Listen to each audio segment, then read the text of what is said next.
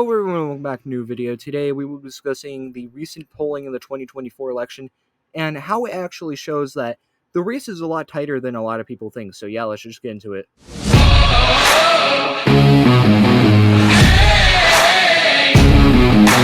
So currently the 2024 election is kind of weird in the way that one side is already declaring victory and then one side is fighting like they're down 10 points. Really, none of those are true. Looking at the actual polling, even despite the massive Kamala bias brought by the media not asking a serious question at all, even despite that, Kamala is not doing good at all. She's not winning. She's not massively up. This isn't a done deal. Kamala is actually doing very bad compared to previous candidates. Really, she's only performing better than Joe Biden, but even then, we're reaching the point where she's actually getting to post-debate Joe Biden polls. And particularly one poll stuck out this morning, and I just want to talk about it.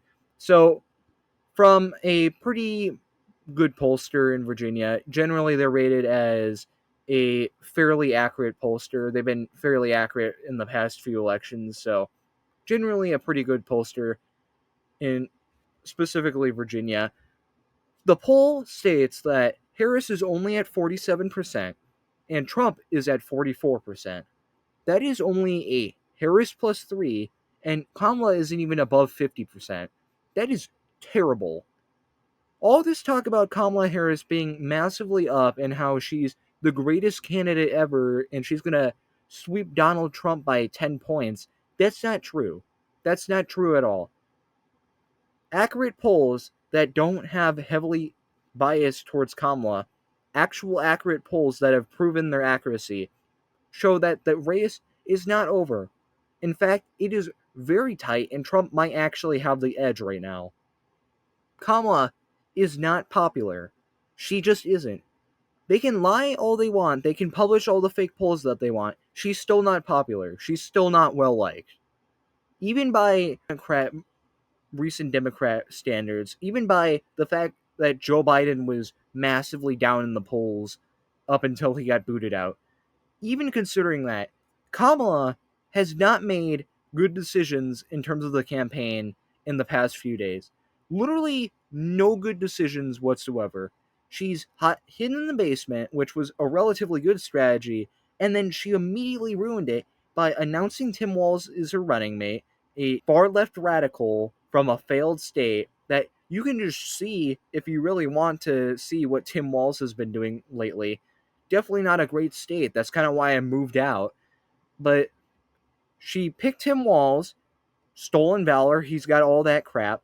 And then also, she decided it's going to be a great idea to not only brag about the Inflation Reduction Act and my deciding vote on it, but also I'm going to say that all this high prices, all of these inflation-related issues, no, it's actually corporate greed, which I'm going to end through price control.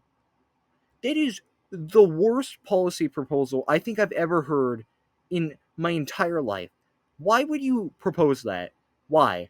Especially since Trump was previously going on about how radical she is and how she's basically a communist. Generally, you don't want to do that when you're in a tight race and your own internal polling is showing that it is still a relatively tight race. Why would you do that? Why? Why would you go out there and actively promote a policy that is so unpopular that even the corporate press, which is on your side, has to question and box? Why would you do that? That is so insane. It is to the left of Bernie Sanders. Bernie Sanders wouldn't even be insane enough to promote something like that.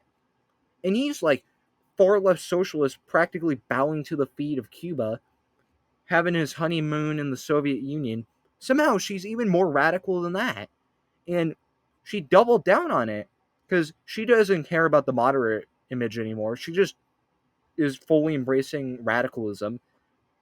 She doubles down on her radical position by having the first night bringing on AOC and all her other radical goons, having her speak for a little bit about how she loves America and not really anything else, not addressing any issue, bring up Joe Biden to ramble in the middle of the night about how America is this great country, but also half of the country is evil, and give him a speech that is very reminiscent of his great unifying speech in front of the blood red background. But he wasn't really speaking for that long because I don't think he could last another 45 minutes. Not exactly a great campaigner or great at speeches anymore. But Kamala, she brings up, of all people, Hillary Clinton to vouch for her on her behalf and talk about how great she is and how joyful she is. Why would you want the endorsement of Hillary Clinton? Why? What? Why are you getting endorsed by the candidate who lost to Trump? She got beat so bad that she lost to Donald Trump after her running for president like 30 billion times, and she somehow lost to a first timer who wasn't even involved in politics. So get her endorsement, get Joe Biden up there, the most unpopular president in recent American history, bring it up there to talk about how great you are. That isn't going to hurt you at all. But also, avoid all serious questions and have the latest policy proposal be price control. It just boggles my mind. Why would you do this? Why are you so hell bent on embracing radicalism that you won't stick with the moderate message and pretending that you're a moderate? Even pretending that you're like this Bill Clinton style moderate. You can't even do that. You can't even lie. You just fully embrace the radicalism. You fully embrace the fact that you are for the pro Hamas crowd. You have Joe Biden up there saying that, well, they have a point out there when they're saying that Jews are evil and pigs. They have a point. Why? Why would you orchestrate an event that is so disunified and so insanely radical that I'm shocked not Bernie Sanders wasn't up there giving a vouch for China and talking about how great their literacy program is. I mean, if you're just going to embrace the radicalism, why not go the full way? Stop embracing the fact that you're a moderate because you clearly aren't. Just fully embrace the fact that you are absolutely insane and totally radical. You're fully bought on to the absolute radicalism of the furthest of the left of the Democrat Party. She somehow makes the squad look moderate in comparison. She's making Bernie Sanders, she's making like actual socialists look moderate in comparison. Because overall, Kamala is not a good candidate. She just isn't. All this talk about how she's this amazing candidate that is going to deliver a Barack Obama style victory, she just isn't. She's not capable of that. That's why they don't ask her a serious question, because she can't answer anything. Because what she does offer is radical positions, and whenever she goes off script and actually answers something and proposes something new that isn't just a copy paste from Trump, she ends up proposing price controls, and now the media has to clean up for her because that's a stupid policy position. Why would you take that? Virginia is a lean blue state, likely blue even. It has not voted for Republicans since 2004, and yet Trump is somehow doing this well, even with the fake Kamala surge that is in the polling and everyone is buying for some odd reason because she hasn't answered a single question and is purely just going off of vibes in a new direction, even though she just fully embraces Joe Biden's policies and wants to go even further with them. Being a radical and openly spouting about radical policies is not a good idea. It is not going to let you win. Kamala is a radical. She is not moderate at all, and she doesn't care about hiding it anymore. She will fully embrace it. The Democrats don't care about acting moderate anymore. They will fully embrace the radicalism during the campaign. Trump needs to seize on that, and he needs to nonstop show what they have delivered and what they are promising to deliver. Because what they are promising to deliver is price control that will cause food shortages, bread lines, and inflation. Even more inflation. You're not going to get 7% or 9% inflation like under Joe Biden. You're going to get like 30 or 50%. You're going to get an actual economic crash. You're going to get a Great Depression. And if people want to vote for that, okay, vote for that. But don't come crying home when you get your job taken away and you have no money left because it's all worthless. Have fun with that. But I don't want that. I don't want that for anyone. No matter who you vote for, no matter who you identify as, Democrat, Republican, or Independent. I don't want that. I don't want my country to completely disappear off the map because we collapse as a nation, because we choose stupid policies over actual solutions to problems instead of just making more problems to solve the problem. It doesn't make any sense at all. Why would Kamala Harris choose all these positions? Why would she openly spout them? Why would she tie herself even further to Joe Biden?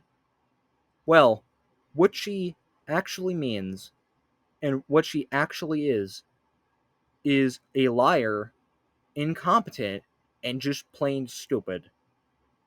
And if people actually vote her into office, I have lost all faith in the country because it is either the most amazing scheme to somehow get somebody elected without asking them a single question, or half of America is just utterly stupid and they want more of Joe Biden and more of inflation and more of all this crap. Because that's what you're going to get under Kamala. And Trump needs to define it and show what you're going to get under Kamala is more Biden and doubling down on all of his policies. You think Joe Biden is bad? Kamala would be even worse. And unlike Joe Biden, she's actually competent in the brain and she can actually enact her policies. She doesn't have to wait for her morning medication. She can actually get stuff done, whether good or bad. And she wants to get some bad stuff done, so you can't let her in the White House. And Trump, he's doing pretty good so far. I commend him for it. He's actually getting the message out and doing relatively well. He's gotten on message. He's over the shock of Joe Biden being dropped out and having to change your campaign. It's over. The official race has actually started, and Kamala is declaring victory despite the race not even starting. And she's starting off the race by tying her shoelaces together and just knocking herself out. And if Kamala can't get back up, then Trump is going to win. And polling like this is going to get even worse for Kamala Harris. It's already bad, but it's going to get even worse. And Trump just needs to race to the finish and be competent and not screw up. If Trump screws up, then the media will jump on it, and you are not going to hear anything negative about Kamala. You are not running against Kamala. You are running against the entire establishment. The entire establishment doesn't want you elected, and they will funnel as much resources as they need into a absolute cardboard cutout of a politician. That's what you're running against. You already did it with Hillary Clinton. You just need to do it again. But anyways, do you think Kamala is actually sane or just is plain dumb? Leave it in the comments below. Like and subscribe as always, and yeah, I'll see you guys next time.